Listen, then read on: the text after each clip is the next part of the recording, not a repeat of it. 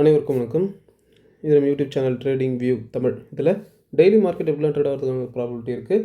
முக்கியமாக Nifty 50 index daily பேசிஸில் எப்படிலாம் ட்ராவல் ஆகிறதுக்கான வாய்ப்புகள் இருக்குது. மார்க்கெட்டுக்கு இதெல்லாம் மேஜர் சப்போர்ட் அண்ட் ரெசிஸ்டன்ஸாக இருக்கும் அப்படின்ட்டு டெய்லி வீடியோ போஸ்ட் பண்ணிட்டு வந்துட்டுருக்கோம். அந்த வகையில் போன வாரம் ஒரு வீடியோ போட்டிருந்தோம். ஜனவரி 2nd வீக் எப்படி இருக்கும் அப்படின்ட்டு ஒரு வீடியோ போட்டிருந்தோம். போய் பாருங்கள். நிறைய விஷயங்கள் சொல்லியிருந்தோம், சம் லெவல்ஸ் கொடுத்துருந்தோம். ஸோ அந்த லெவல்ஸில் மார்க்கெட் ட்ரேட் ஆகியிருக்கா இல்லையா, இல்லை மார்க்கெட்டில் தான் நடந்திருக்கு, குளோபலாக என்ன போயிட்டுருக்கு, வரக்கூடிய நாட்கள் வாரங்கள் மார்க்கெட் எப்படி ட்ராவல் ஆகிறதுக்கான ப்ராபபிலிட்டி இருக்குது, எஃப்ஐஎஸ் என்ன பண்ணியிருக்காங்க, டிஐஎஸ் என்ன பண்ணியிருக்காங்க, எல்லா விஷயத்தையும் இந்த வீடியோவில் பார்த்துடலாம். ஸோ எங்கேயும் ஸ்கிப் பண்ணாமல் பாருங்கள். முடிஞ்ச அளவுக்கு நான் எல்லாத்தையும் சொல்ல பார்க்குறேன்.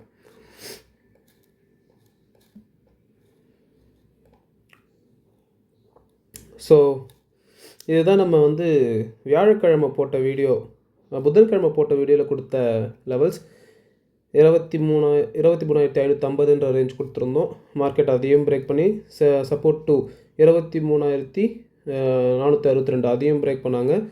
ஸோ அடுத்த சப்போர்ட்டாக 23,264 இருக்குது. மார்க்கெட் அதுக்கு நியர்பையாக, அதாவது 23,350 வரைக்கும் மார்க்கெட் வந்துட்டு ஒரு சின்ன ஒரு பவுன்ஸ் பேக் கொடுத்துருக்காங்க. நம்மளோட ட்ரெண்ட் லைனையும் கட் பண்ணியிருக்காங்க. ஸோ இதுதான் நம்ம எல்லாத்தையுமே பார்க்கணும். ஸோ ஓவராலாக அந்த வீக் ஃபுல்லாக என்ன நடந்திருக்குன்றதை பார்த்துட்டு நமக்கு இதுக்கு வந்துடலாம். ஸோ வீக்லி கேண்டில் எப்படி ஃபார்ம் ஆகிருக்கு அப்படின்றத பார்த்தா, ஸோ செகண்ட் வீக் என்ன சொல்லியிருந்தோம் அப்படின்னா, மார்க்கெட் மேலே போகிறதுக்கு, அதாவது இந்த சேனல் பேட்டர்னில் சப்போர்ட் எடுத்துகிட்டு ஒரு ஹேமர் கேண்டில் மாதிரி ஃபார்ம் ஆகிருக்காங்க. ஸோ மார்க்கெட் இப்படி இந்த மாதிரியான ஒரு கேண்டில் ஃபார்ம் ஆகிறதுக்கான ப்ராபபிலிட்டி இருக்குது. எந்த மாதிரியான கேண்டில் ஃபார்ம் ஆகிறதுக்கு ப்ராபபிலிட்டி இருக்குது அப்படின்னா, இந்த மாதிரி ஒரு கேண்டில் ஃபார்ம் ஆகலாம். ஒரு bullish candle, market bullish candle form ஆகலான்றதை எக்ஸ்பெக்ட் பண்ணியிருந்தோம். ஆனால் மார்க்கெட் அதுக்கு அப்படியே ஆப்போசிட்டாக கீழே வந்திருக்காங்க. ஏன் வந்திருக்காங்க? என்ன நடந்தாலும் மார்க்கெட்டில் நம்மளோட வீடியோஸ் ரெகுலராக பார்க்குறவங்களுக்கு தெரியும், என்ன நடந்தாலும் அதுக்கு ஒரு ரீசன் இருக்கணும். ரீசன் இல்லாமல் எதுவுமே நடக்காது. ஸோ என்ன பண்ணியிருக்காங்கன்னா, ஒரு பெரிய ரெட் கலர் கேண்டில் ஃபார்ம் பண்ணியிருக்காங்க. ஸோ நம்மளுடைய அந்த ட்ரெண்ட் லைன், சேனல் பேட்டர்ன் சொல்லிட்டு இருந்தோம் பார்த்தீங்களா, அந்த ட்ரெண்ட் லைனும் பிரேக் பண்ணி டே கேண்டில் க்ளோஸ் வச்சுருக்காங்க, வீக்லி கேண்டில் க்ளோஸ் வச்சுருக்காங்க. ஸோ மார்க்கெட்டுக்கு அடுத்த சப்போர்ட் அப்படின்னா 23,264, 250 200 இந்த ரேஞ்ச் தான். ஸோ மார்க்கெட் அந்த 23,250 200 பிரேக் பண்ணிடுச்சுன்னா மார்க்கெட் எது வரைக்கும் ஃபால் ஆகிறதுக்கான வாய்ப்புகள் இருக்குது அப்படின்னா, இது வரைக்கும் 21,300 என்ற லெவல் வரைக்கும் மார்க்கெட் வர்றதுக்கான ப்ராபபிலிட்டி இருக்குது. அதாவது ஒரு கிட்டத்தட்ட ஒரு 1,500 பாயிண்ட்லேருந்து 2,000 பாயிண்ட்டு. ஸோ எப்பயுமே நம்ம சொல்கிறது தான் வீடியோவில், மார்க்கெட் ஏறும்போது பொறுமையாக தான் ஏறும், இறங்கும் போது சடன் ஃபால் இருக்கும் அப்படின்னு சொல்கிறது மறுபடியுமே ப்ரூவன் ஆகிருக்கு. எப்படி சொல்கிறேன்னா, இங்கே பாருங்கள், இந்த ஒரு சின்ன சின்ன பாசிட்டிவ் கேண்டல்ஸ், இது உங்களுக்கு புரியுதுங்களா? இந்த இடத்துல இருந்து மார்க்கெட் இங்கே ஹை போச்சு, பட் க்ளோஸ் ஆகிறது பாருங்கள். இங்கேருந்து இங்கே க்ளோஸ் ஆகிறதுக்கு 2 வாரம் எடுத்துக்குது. ஆனால் ஒரே வாரத்தில் மார்க்கெட்டை எப்படி கீழே எடுத்துகிட்டு நிறுத்திட்டாங்க பாருங்கள். ஸோ இதுக்காக தான் நம்ம சொல்கிறது. ஸோ என்னதான் இருந்தாலும் மார்க்கெட்டுக்கு நாளைக்கு இதெல்லாம் மேஜர் சப்போர்ட். அது பார்க்குறதுக்கு முன்னாடி என்ன ரீசன் இது மார்க்கெட் கீழே வந்ததுக்கு அப்படின்னு பார்த்தீங்கன்னா, ஒன்று ஒன்றா பார்ப்போம். ஃபஸ்ட்டு இந்தியன் ஸ்டாக் மார்க்கெட்டில் கம்பெனிஸ் இருக்குல்ல, அந்த கம்பெனிஸில் பேங்கிங் ஸ்டாக்ஸ்லாம் ஒரு எப்படி சொல்கிறது, ஹெச்டிஎஃப்சி பேங்க்லாம் ஒரு நாளைக்கே 25 ரூபா மைனஸ், 25 ரூபா மைனஸ், அந்த மாதிரி அதிகமாக பேங்க் நிஃப்டி விழுந்துக்கிட்டு இருக்குது. அது ஒரு ரீசன். பட் ஐடி ஸ்டாக்ஸ்லாம் பார்த்தீங்கன்னா நல்லாவே ஒரு பாசிட்டிவ் ரிசல்ட்ஸ் கொடுக்கலனாலும் என்ன எக்ஸ்பெக்ட் பண்ணுறாங்க, என்ன எக்ஸ்பெக்டேஷன் வச்சுருந்தாங்களோ அதுதான் கொடுத்துக்கிட்டு இருக்காங்க. ஸோ நம்மளுடைய இந்தியன் மார்க்கெட்டுக்குன்னு பார்த்தீங்கன்னா பெருசாக எந்த நெகட்டிவ் நியூஸஸும் இல்லை பேங்க் நிஃப்டியை கம்பேர் பண்ணும்போது. இருந்தாலும் நம்மளுடைய Indian rupees all time low 86 ரூபா நியர்லி ட்ரேட் ஆகிட்டுருக்கு. ஓகேங்களா? அது ஒரு மிகப்பெரிய ஒரு நெகட்டிவ் நியூஸ். அடுத்தது பார்த்திங்கன்னா, நம்மளுடைய இந்தியா ஜிடிபி கொடுத்துருக்காங்க. இந்த ஜிடிபி ரொம்பவே லோவாக கொடுத்துருக்காங்க. எக்ஸ்பெக்ட் பண்ணதை விட கம்மியாக, ஆர்பிஐ ஒரு எக்ஸ்பெக்ட் பண்ணோம், அதை விட கம்மியாக தான் இந்தியாவோட ஜிடிபி கவர்மெண்ட்லேருந்து வந்திருக்கு. ஸோ அது ஒரு நெகட்டிவ் நியூஸஸ்ஸு. அதுக்கப்புறம் இப்போ யூஎஸ் மார்க்கெட்டில் பார்த்திங்கன்னா, இப்போ அந்த ட்ரம்ப்போட இன்சிடென்ட் இருக்குது, நம்மளுடைய பட்ஜெட் இருக்குது. ஸோ நம்மளுடைய பட்ஜெட்டுக்குள்ளேயே மார்க்கெட்டை இந்த அளவுக்கு கீழே எடுத்துகிட்டு அதுக்கப்புறம் பட்ஜெட்லேருந்து மேலே கொண்டு போவாங்களா மாட்டாங்களான்றதெல்லாம் பொறுத்திருந்து தான் பார்க்கணும். யூஎஸ் மார்க்கெட்டில் நீங்கள் ஃப்ரைடே வந்து பார்த்தீங்கன்னா ஃப்ரைடே வரைக்கும் யூஎஸ் மார்க்கெட் வந்து ஹைலியே தான் க்ளோஸ் ஆகிட்டு இருந்துச்சு. ஃப்ரைடே வந்து அங்கே ஜாப் ஓப்பனிங் டேட்டான்னு ஒரு விஷயம் இருக்குது. அதாவது அமெரிக்காவில் வந்து வேலைவாய்ப்புகளுக்கான ஒரு டேட்டா வந்து கொடுப்பாங்க. அது வந்து ரொம்பவே கம்மியாக இருக்குது. பெருசாக வேலை இல்லை, இருந்த வேலைகளுமே வந்து க்ளோஸ் பண்ணிட்டாங்க. ஸோ அது வந்து யூஎஸ் மார்க்கெட்டுக்கு வந்து ஒரு மிகப்பெரிய ட்ராபேக். அதனால குளோபலாகவும் எல்லா மார்க்கெட்டும் நெகட்டிவாக தான் ட்ரேட் ஆகிட்டுருக்கு. ஸோ இதுக்கப்புறம் வரக்கூடிய நாட்களில் நமக்கு என்னென்ன ஈவெண்ட்ஸ்லாம் நிறையா இருக்குது. இந்தியாவோட இன்ஃப்ளேஷன் இருக்குது, சைனாவோட இன்ஃப்ளேஷன் இருக்குது, இந்த மாதிரி நிறையா விஷயங்களும் வரக்கூடிய நாட்களில் இருக்குது. ஓகேங்களா? ஸோ எல்லா விஷயத்தையுமே கோரிலேட் பண்ண கற்றுக்கோங்க. அடுத்தது இது வந்து குளோபலான நியூஸஸ் நிறையா இருக்குது. நான் எனக்கு தெரிஞ்ச 2-3 விஷயங்களை நான் சொன்னேன். அடுத்தது FIS. நம்மளுடைய வீடியோவில் நான் அடிக்கடி சொல்லியிருக்கேன். FIS என்ன பொசிஷன் வச்சுருக்காங்க? ஃபாரினல் இன்ஸ்டிடியூஷனல் இன்வெஸ்டர்ஸ். இவங்க வந்து 85% வந்து ஷார்ட்டில் இருக்காங்க. அதாவது மார்க்கெட் கீழே போகும் அப்படின்னு சொல்லிட்டு அவங்களுடைய பொசிஷனை ஹோல்ட் பண்ணியிருக்காங்க. DIS வந்து 51%. ஓகேங்களா? நல்லா ஞாபகம் வச்சுக்கோங்க. நீங்கள் வந்து மார்க்கெட்லாம் டெய்லி பார்த்துட்ருக்கீங்கன்னா FIS மட்டும்தான் மார்க்கெட்டை கண்ட்ரோல் பண்ணுவாங்க. DIS என்ன தான் வாங்கியிருந்தாலும் மார்க்கெட் ஒன்றுமே ஏறாது. அந்த சமயத்தில் FIS கொஞ்சமாக வாங்கியிருந்தாலும் மார்க்கெட் நல்லாவே ஏறும். ஸோ இதிலேருந்து நம்ம என்ன பார்க்கணும்னா FISஓட பொசிஷன் வந்து 85% வந்து ஷார்ட்டில் இருக்காங்க. ஸோ ஒரு மிகப்பெரிய செல் ஆஃப் நடக்கிறதுக்கு ப்ராபபிலிட்டி நிறையவே இருக்குது. மார்க்கெட் கூடவே ட்ராவல் பண்ணுங்கன்னு சொல்கிறதுக்கான ரீசன் என்னென்னா, மார்க்கெட் கீழே போயிட்டுருக்கிற மாதிரி உங்களுக்கு தெரிஞ்சுன்னா நீங்களும் கீழே போயிட்டுருக்கிற மாதிரி தான் உங்களுக்கு தாட்ஸ் வச்சுக்கணும். இப்போ இங்கேருந்து பவுன்ஸ் ஆகிடும் மார்க்கெட், இந்த ட்ரெண்ட் லைன்லேருந்து பவுன்ஸ் ஆகிடும். இங்கே ஒரு 23,500 ஒரு மேஜர் சப்போர்ட் இருக்குது, ஒய் டேட்டாவும் அங்கே தான் பில்டாக இருக்குது. அங்கேருந்து மார்க்கெட் ஜம்ப் ஆகிடும். ஆகலாம். சப்போஸ் ஆகலைன்னா எப்படி? ஏன்னா ஓவராலாக மார்க்கெட் வந்து டவுன் ட்ரெண்டில் இருக்குன்னும் போது நம்ம அதுக்கேற்ற மாதிரி தான் பிளான்ஸ் பண்ணிக்கணும். ஸோ FIS வந்து கண்டினியூஸாக செல்லிங்கில் தான் இருக்காங்க. அவங்க என்றைக்கு பையிங் வராங்களோ அன்றைக்கி தான் மார்க்கெட் வந்து திரும்பும். அதுக்கப்புறம் தான் மார்க்கெட் மேலே போகும். ஸோ என்னதான் இருந்தாலும் நமக்கு வந்து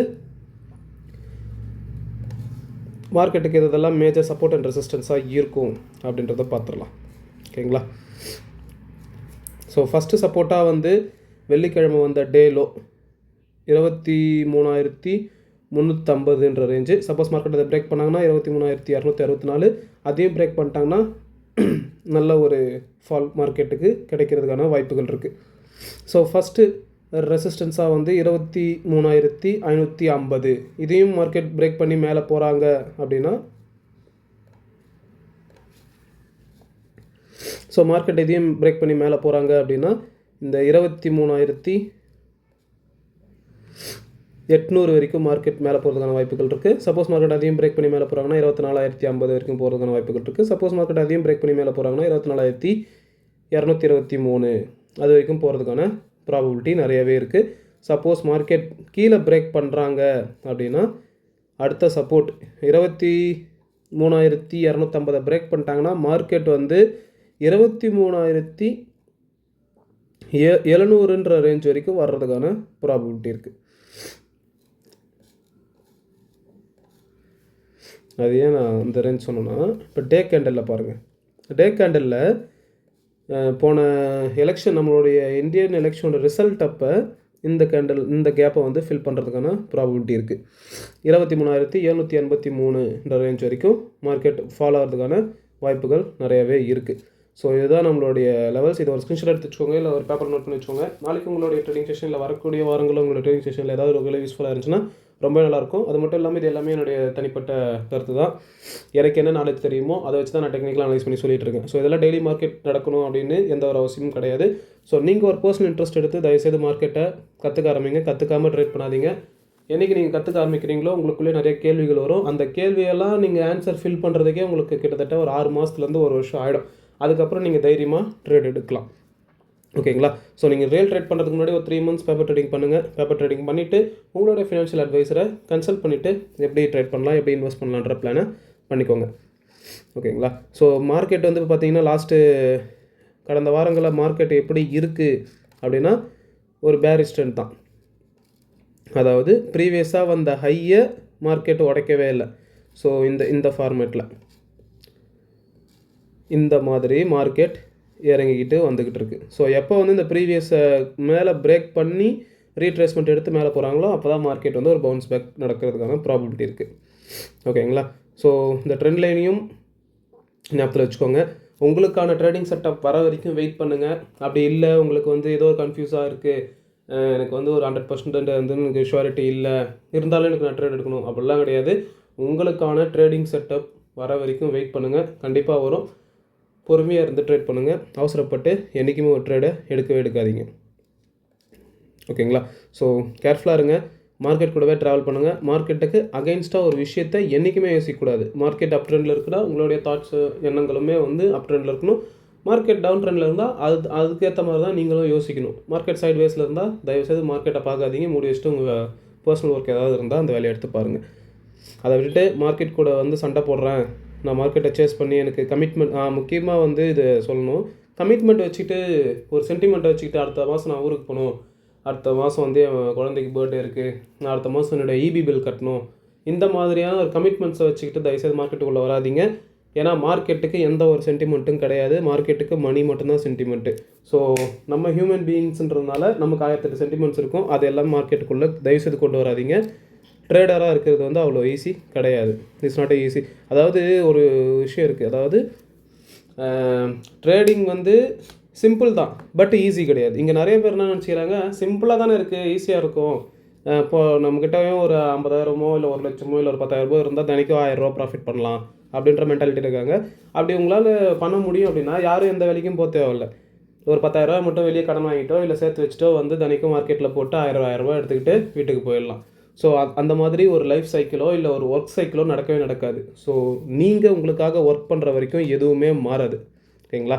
ஸோ நம்மளுடைய சேனல்லே வந்து சைக்காலஜி ஆஃப் த ட்ரேடிங் என்ன, how to take a successful trade, எப்படி வந்து ஒரு சக்ஸஸ்ஃபுல் ட்ரேடை எடுக்கிறது, இப்போ ரீசெண்டாக கூட ட்ரேடிங் லைஃப் அப்படின்னு சொல்லிட்டு ஒரு வீடியோ போட்டிருக்கோம். ஸோ அந்த வீடியோஸ்லாம் போய் பாருங்கள்.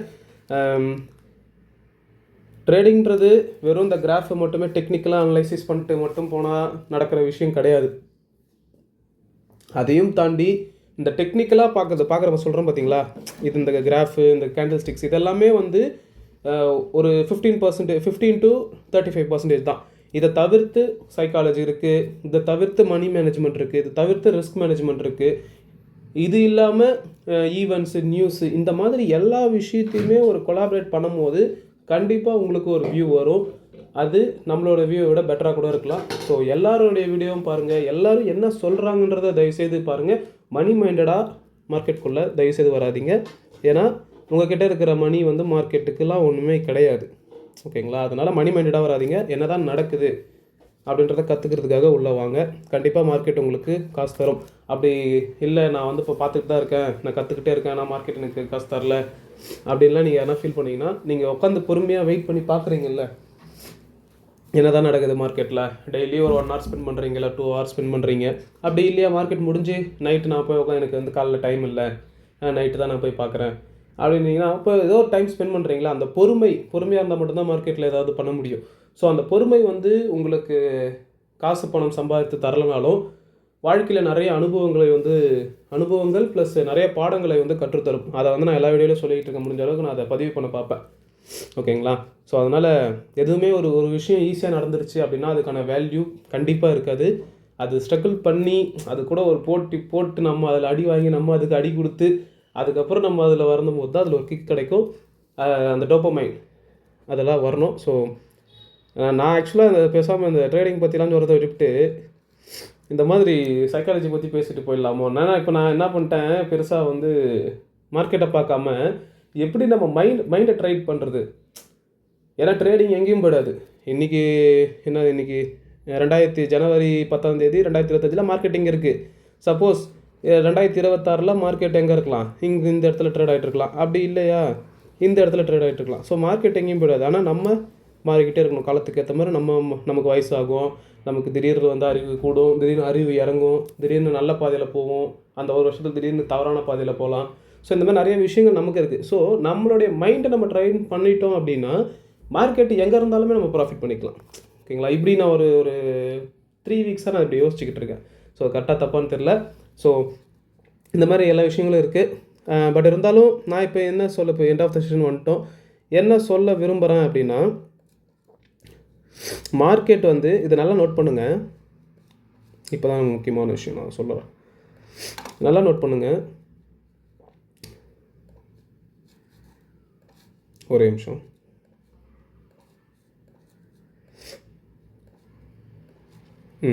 இதனால் நோட் பண்ணுங்கள். மார்க்கெட் இந்த சேனல் பேட்டர்னில் என்னென்ன விஷயங்கள் நடந்திருக்குன்னு பாருங்கள். நல்லா பாருங்கள். மார்க்கெட் கீழே வந்திருக்கு, பவுன்ஸ் ஆகிருக்கு, மேலே போயிட்டு ஒரு பவுன்ஸ் ஆகிருக்கு, அகைன் சப்போர்ட் எடுத்துகிட்டு ஒரு கன்சால்டேஷன் கொடுத்துட்டு அகைன் கீழே வந்து பவுன்ஸ் எடுத்துகிட்டு ஒரு அப் ட்ரெண்ட் போயிருக்காங்க. மறுபடியும் அந்த சேனல்லையே ட்ராவல் பண்ணியிருக்காங்க. இப்போ சேனலை உடச்சிருக்காங்க. உடனே நம்ம அவசரப்பட்டு சேனலை பிரேக் பண்ணிடுச்சு, நாளைக்கு மார்க்கெட் கீழே போயிடுன்னு சொல்லிட்டு 23,350 போட்டு வாங்கடா 100 லாட்டு, காசு இருக்கிற காசுலாம் மொத்தத்தையும் போடுறான். அந்த மாதிரியான தவறுகளாக தயவுசெய்து பண்ணாதீங்க. வெயிட் பண்ணுங்கள். எப்பயுமே நம்மளோட வீடியோஸ், இயர்லி வீடியோஸ் நம்ம சொல்லியிருப்போம். நம்ம வந்து சப்போர்ட் அண்ட் ரெசிஸ்டன்ஸ் சொல்லிட்டு ஒரு வீடியோ போட்டிருக்கோம். அதுலேயும் சொல்லியிருப்போம், எப்பயுமே மார்க்கெட் ஒரு லெவலில் பிரேக் பண்ணாலோ, இந்த மாதிரி எந்த சைடு பிரேக் பண்ணாலும் ஒரு ரீட்ரேஸ்மெண்ட் எடுக்கிறதுக்கு 90% வாய்ப்பு இருக்குது. ரீட்ரேஸ்மெண்ட் எடுத்துகிட்டு தான் மார்க்கெட் திரும்பும். மேலே போனாலுமே மேலே போயிட்டு ரீட்ரேஸ்மெண்ட் எடுத்துகிட்டு தான் மார்க்கெட் மேலே திரும்பும். இது 90%. சில டைம் ரீட்ரேஸ்மெண்ட் எடுக்காமலே மார்க்கெட் அப்படியே ஃபாலோ ஆகலாம். பட் இறங்கும் போது ரொம்பவே வேகமாக இறங்கும். நீங்கள் நினைக்கிறதுக்கு முன்னாடியே மார்க்கெட் இங்கே வந்துடும்.